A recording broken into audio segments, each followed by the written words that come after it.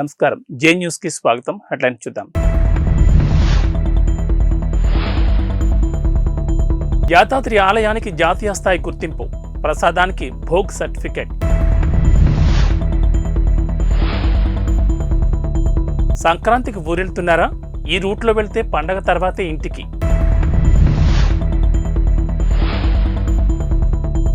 మళ్లీ డాన్స్ చూసిన అంబటి, భోగి వేడుకల్లో జోరుగా స్టెప్పులు.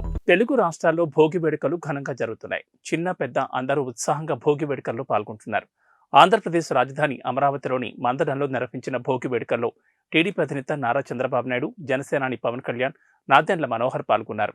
అమరావతి జేఏసీ, తెలుగుదేశం, జనసేన ఆధ్వర్యంలో తెలుగు జాతికి స్వర్ణయుగం సంక్రాంతి సంకల్పం పేరుతో ఈ కార్యక్రమాన్ని నిర్వహించారు. చంద్రబాబు, పవన్తో ఫోటోలు, సెల్ఫీలు తీసుకునేందుకు పిల్లలు, పెద్దలు పోటీపడ్డారు. చంద్రబాబు, పవన్ ఇద్దరు సంప్రదాయ దుస్తులు ధరించి వేడుకల్లో పాల్గొన్నారు. మందడంలో చంద్రబాబు, పవన్ కళ్యాణ్కు టీడీపీ, జనసేన కార్యకర్తలతో పాటు రాజధాని రైతులు ఘన స్వాగతం పలికారు. అనంతరం నేతలిద్దరూ కలిసి భోగి మంటలు వెలిగించారు. అధికార వైసీపీ ప్రభుత్వం తీసుకున్న ప్రజా వ్యతిరేక నిర్ణయాల ఉత్తర్వులు, అమరావతి వ్యతిరేక ప్రతులను మంటల్లో వేసి నిరసన తెలిపారు. తెలంగాణ ప్రసిద్ధ పుణ్యక్షేత్రమైన యాదాద్రి ప్రసాదానికి జాతీయ స్థాయిలో గుర్తింపు లభించింది. ఈ విషయాన్ని FSSAI national food safety CEO IPS Kamal Vardhan Rao వెల్లడించారు. దేశంలో 70కి పైగా దేవాలయాలు భోగ్ సర్టిఫికెట్ కోసం దరఖాస్తు చేసుకోగా తొలిసారిగా రాష్ట్రంలోని 2 దేవాలయాలకు ఈ గుర్తింపు లభించింది. తెలంగాణ ప్రసిద్ధ పుణ్యక్షేత్రమైన యాదాద్రి శ్రీ లక్ష్మీ నరసింహస్వామి దేవస్థానం ప్రసాదానికి జాతీయ స్థాయిలో గుర్తింపు లభించింది. కేంద్ర ఆరోగ్య కుటుంబ సంక్షేమ శాఖ పరిధిలోని ఆహార భద్రతా ప్రమాణాల ప్రాధికార సంస్థ నుంచి భోగ్ జాతీయ స్థాయి గుర్తింపు పత్రం పొందింది. ఎఫ్ఎస్ఎస్ఏఐ చీఫ్ ఎగ్జిక్యూటివ్ ఆఫీసర్ కమలవర్ధన్ రావు శనివారం ఆలయ ప్రసాదాల విభాగం అధికారి రామ్మోహన్ రావుకు భోగ్ సర్టిఫికెట్ను అందజేశారు. ఇప్పటి వరకు దేశంలోని 70కి పైగా దేవాలయాలు ఈ సర్టిఫికెట్ కోసం దరఖాస్తు చేసుకోగా రాష్ట్రంలో తొలిసారిగా 2 దేవాలయాలకు మాత్రమే ఈ గుర్తింపు లభించింది. మధ్యప్రదేశ్లోని ఉజ్జయిని వంటి ప్రముఖ ఆలయాలకు మాత్రమే ఇప్పటి వరకు ఈ గుర్తింపు రాగా తాజాగా తెలంగాణలో యాదాద్రి, వర్గల్, సరస్వతీమాత ఆలయాలకు ఈ గుర్తింపు లభించడం విశేషం. కేంద్రం నుంచి వచ్చిన ప్రత్యేక ఆడిట్ బృందం యాదాద్రి, వర్గల్ దేవాలయాల్లో శుచి, శుభ్రత అంశాలపై పరిశీలన చేసి ఈ గుర్తింపునకు రిఫర్ చేసింది. భోగ్ సర్టిఫికెట్ సాధనకు తెలంగాణ ఫుడ్ సేఫ్టీ విభాగం కృషి చేసిందని ఆలయ అధికారులు తెలిపారు. ప్రోగ్రాం ప్రత్యేక నోడల్ అధికారినిగా అడిషనల్ ఫుడ్ కంట్రోల్ జ్యోతిర్మయి ఆధ్వర్యంలోని బృందం యాదాద్రి, వర్గల్ క్షేత్రాల్లో అనుసరిస్తున్న నాణ్యతా ప్రమాణాల గురించి అవగాహన కల్పించారన్నారు. కేంద్ర బృందం జరిపిన తుది ఆడిట్ అనంతరం రాష్ట్రంలోని 2 దేవస్థానాలకు మొట్టమొదటిసారిగా భోగ్ గుర్తింపు లభించింది. ఈ సర్టిఫికెట్లు అందుకోవడం పట్ల ఆలయ అధికారులు హర్షం వ్యక్తం చేశారు. తెలుగు రాష్ట్రాల్లో సంక్రాంతి సందడి మొదలైంది. ఉద్యోగ, ఉపాధి, విద్య కోసం వేర్వేరు ప్రాంతాల్లో నివసించే వారంతా సొంతూళ్లకు చేరుకోవడంతో గ్రామాలన్నీ కలకల్లాడుతున్నాయి. భోగి సందర్భంగా ఆదివారం ఉదయం ఎక్కడ చూసినా సాంప్రదాయక కార్యక్రమాలు కనిపించాయి. ఎక్కడ చూసినా భోగి మంటల కోలాహలం కనిపించింది.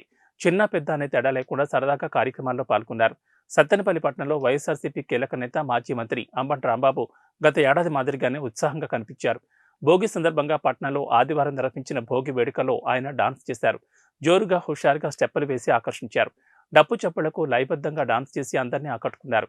ఈ కార్యక్రమానికి పెద్ద సంఖ్యలో హాజరైన వారంతా చప్పట్లతో రాంబాబును ఉత్సాహపరిచారు. గత ఏడాది సంక్రాంతి వేడుకల్లో అంబటి రాంబాబు సరదాగా చేసిన డాన్స్ చిన్నపాటి చర్చకు దారితీసిన విషయం తెలిసిందే. అంబటి డాన్స్ను పవన్ కళ్యాణ్ నటించిన బ్రో సినిమాలో పేరడీగా తీసుకోవడం, సోషల్ మీడియాలో ట్రోలింగ్ చేయడం హాట్ చర్చగా దారితీసింది. అయితే గతాన్ని పక్కన పెట్టి ఈ ఏడాది కూడా జోరుగా డాన్స్ చేయడంపై అంబటి ఆసక్తికర వ్యాఖ్యలు చేశారు. సంక్రాంతికి తాను సంబరాలు రాంబాబునేనని ఆయన అన్నారు.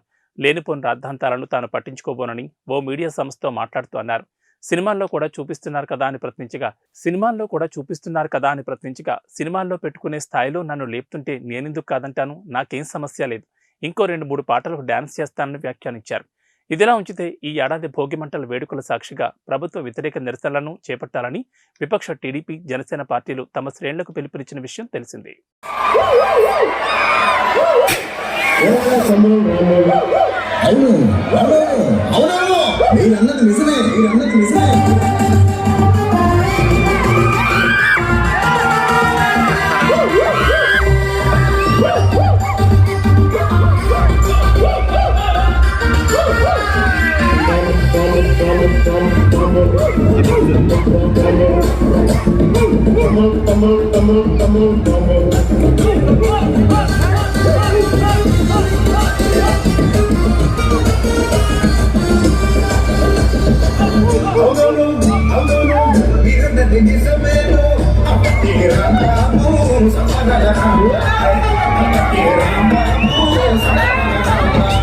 ప్రగతిని పంచే శ్రామికుడు, ప్రజలను కాచే సైనికుడు, సత్యవతికి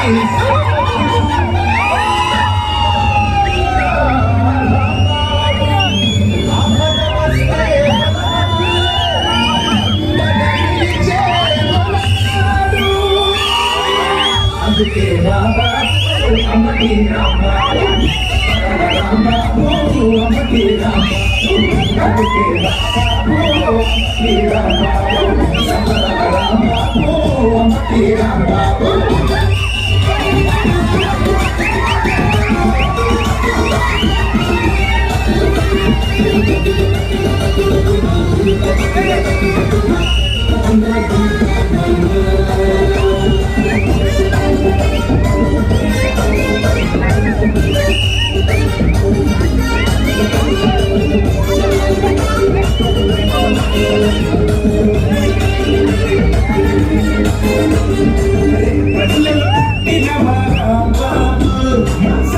తల్లికి సొంతమైనాడు, తల్లికి సొంతమైనాడు, ప్రతి గుండెకు బంధవల్ల చేరినాడు, నీడెండకు నీడలాగా మారినాడు, నీడెండకు నీడలాగా మారినాడు, సాటివాడి కష్టానికి కరిగేవాడు, సంతోషం పది మందికి పంచేవాడు, ప్రతి బడుగుకు అభివృద్ధిని సాధించాడు.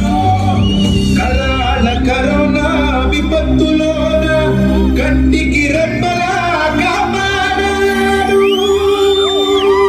అందుకే రాంబాబు అమ్మటి రాంబాబు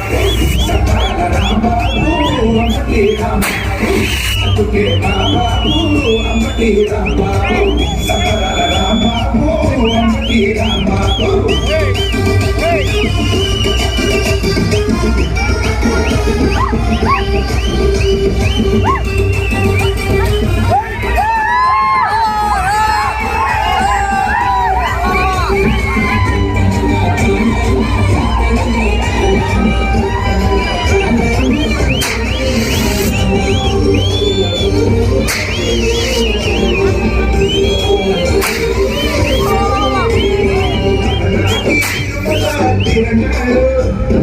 చేస్తుంటే చాలా పట్ల వింటు కళ్ళు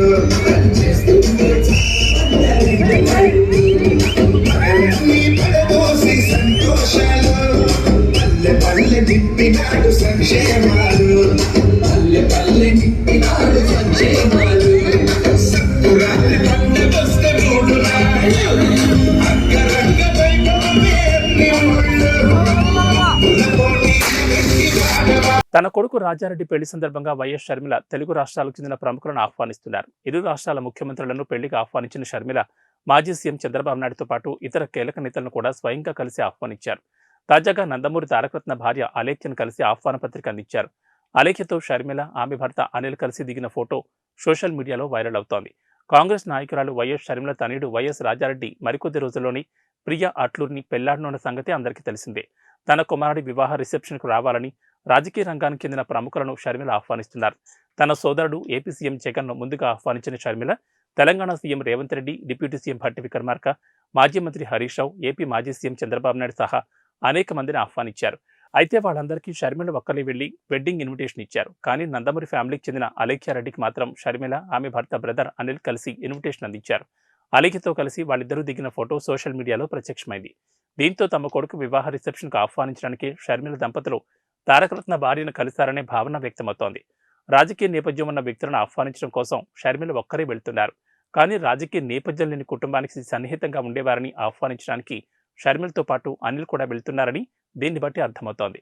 ఇటీవల షర్మిల కాంగ్రెస్ పార్టీలో చేరిన సందర్భంగా మల్లికార్జున్ ఖర్గే ఆమె మెడలో కండువా కప్పి పార్టీలోకి ఆహ్వానించారు. ఆమె పక్కనే ఉన్న అనిల్కు కూడా ఖర్గే కండువా కప్పబోగా ఆయన సున్నితంగా తిరస్కరించారు. దీన్ని బట్టి తనపై రాజకీయ ముద్ర లేకుండా ఉండాలని బ్రదర్ అనిల్ అనుకుంటున్నారని తెలుస్తోంది. గత ఏడాది నారా లోకేష్ పాదయాత్ర ప్రారంభ సమయంలో గుండెపోటుకు గురైన తారకరత్న బెంగళూరులో చికిత్స పొందుతూ తుదిశ్వాస విడిచిన సంగతి తెలిసిందే. తారకరత్న వివాహం చేసుకున్న అలేఖ్య వైఎస్ఆర్సీపీ కీలక నేత విజయసాయిరెడ్డి మరదల కుమార్తె. సామాజిక వర్గాలు వేరైనప్పటికీ అప్పటికే అలేఖ్యకు పెళ్లై విడాకులు తీసుకున్నప్పటికీ రాజకీయంగానూ ప్రత్యర్థి పార్టీలకు చెందిన వారైనప్పటికీ తారక రత్న అలేఖ్య ప్రేమ వివాహానికి అవేవి అడ్డు రాలేదు. సైబర్ కేటుగాళ్లు కొత్త తరహా మోసాలతో రెచ్చిపోతున్నారు. తాజాగా అయోధ్య రామ మందిరం ప్రారంభోత్సవాన్ని తమ నేరాలకు ఉపయోగించుకుంటున్నారు. ఆలయ ప్రారంభానికి సంబంధించిన వీఐపీ టికెట్లు గెలుచుకున్నారంటూ వాట్సాప్కు సందేశాలు పంపుతున్నారు. ఇలాంటి వాటి పట్ల జాగ్రత్తగా ఉండాలని టీఎస్ఆర్టీసీ ఎండీ సజ్జనార్ హెచ్చరించారు. సైబర్ నేరగాళ్లు రోజుకు అవతారమెత్తి అమాయకులను మోసం చేస్తున్నారు. కొత్త తరహా పద్ధతుల్లో చీటింగ్ చేస్తున్నారు. ట్రెండ్కు తగ్గట్లుగా నడుచుకుంటూ అమాయకులను బుట్టలో వేసుకుని అందని కడికి దోచుకుంటున్నారు. ప్రస్తుతం దేశంలో అయోధ్య రామ మందిరం ప్రారంభోత్సవం ట్రెండింగ్లో ఉంది.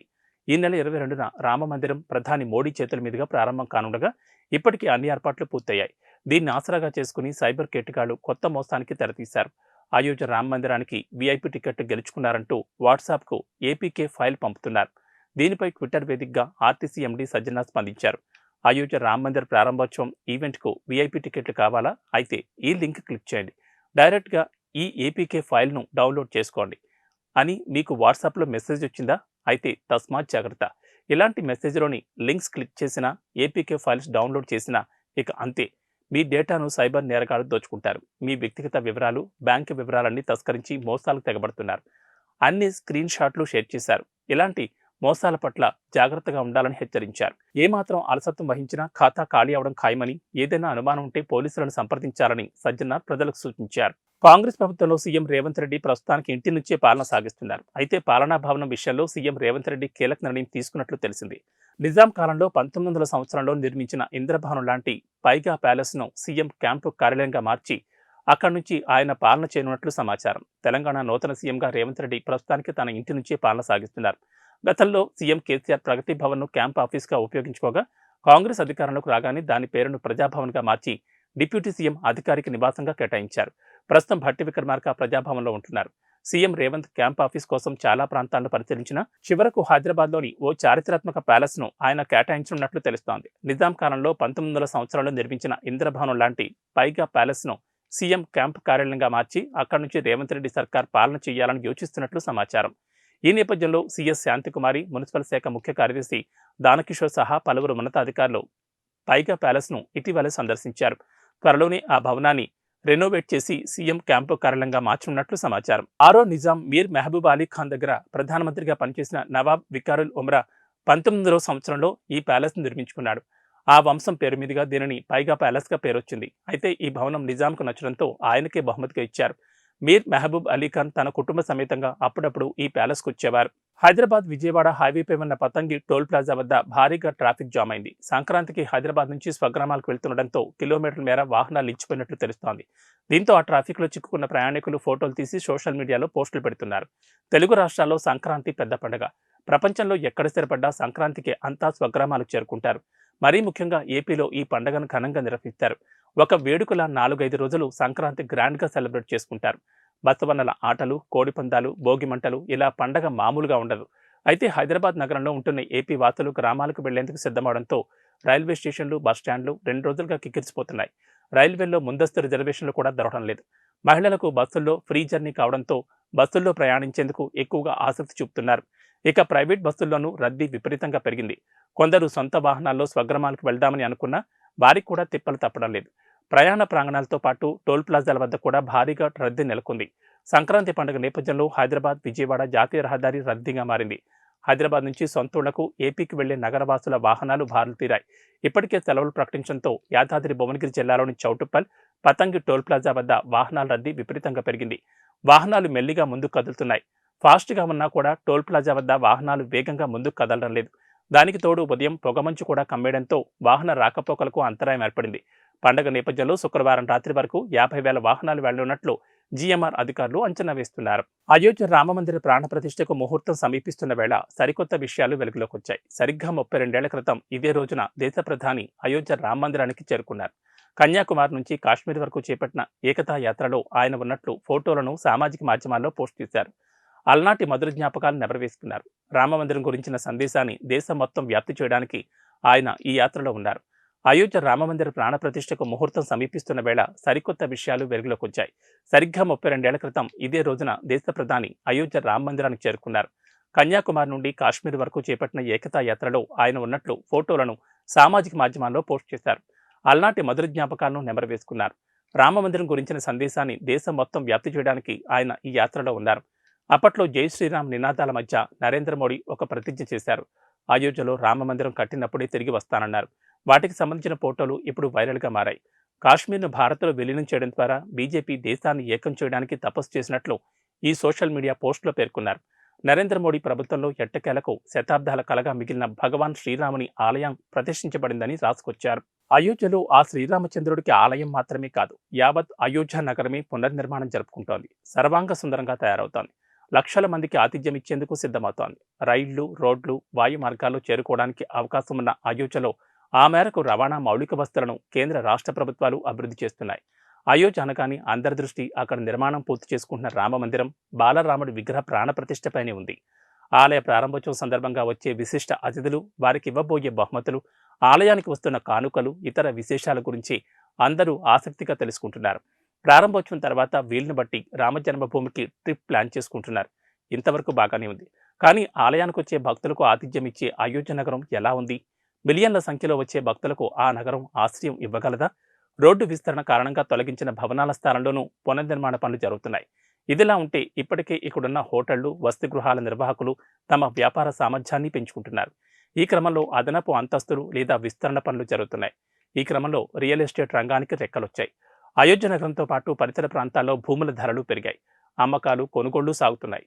సరికొత్త వెంచర్లు వెలుస్తున్నాయి. ప్రైవేట్ హోటళ్లు, రిసార్ట్లు పెరుగుతున్నాయి. నగరంలో ఆలయానికి సమీపంలో నివాస భవనాలున్న ప్రతి ఒక్కరూ తమ ఇళ్లను హోటల్గా మార్చేస్తున్నారు. లేదంటే హోమ్ స్టేలు మార్చి తమ ఆదాయ మార్గాలను పెంచుకుంటున్నారు. ఈ క్రమంలో ప్రతి ఇంట్లోనూ నిర్మాణ పనులు జరుగుతున్నాయి. మొత్తంగా అయోధ్య నగరం మొత్తం under construction, work in progress అని చెప్పొచ్చు. రామజన్మభూమి తీర్థక్షేత్ర ట్రస్ట్ అయోధ్యలో ప్రాణ ప్రతిష్ఠాన కార్యక్రమానికి పలువురు ప్రముఖులను ఆహ్వానిస్తోంది. ప్రాణ ప్రతిష్టాపన రోజున అయోధ్యకు వచ్చే అతిథులకు ప్రత్యేక లడ్డూలను పంపిణీ చేసేందుకు కూడా ఏర్పాట్లు చేశారు. జనవరి 22న 1,00,000 మందికి పైగా భక్తులు అయోధ్యకు వస్తారని ఆలయ ట్రస్ట్ అంచనా వేస్తోంది. ఈ ప్రారంభోత్సవానికి ముందు జనవరి 16 నుంచి వివిధ కార్యక్రమాలు ప్రారంభం కానున్నాయి. ఈ నెల 22న అయోధ్య రామమందిరంలో జరిగే ప్రాణ ప్రతిష్టాపన కార్యక్రమంలో పాల్గొనేందుకు టీమిండియా మాజీ క్రికెటర్ సచిన్ టెండూల్కర్కు ఆహ్వానం అందింది. దేశవ్యాప్తంగా వివిధ రంగాలకు చెందిన సుమారు 11,000 మంది ప్రముఖులకు ఆలయ ట్రస్ట్ ఆహ్వానాలు పంపించింది.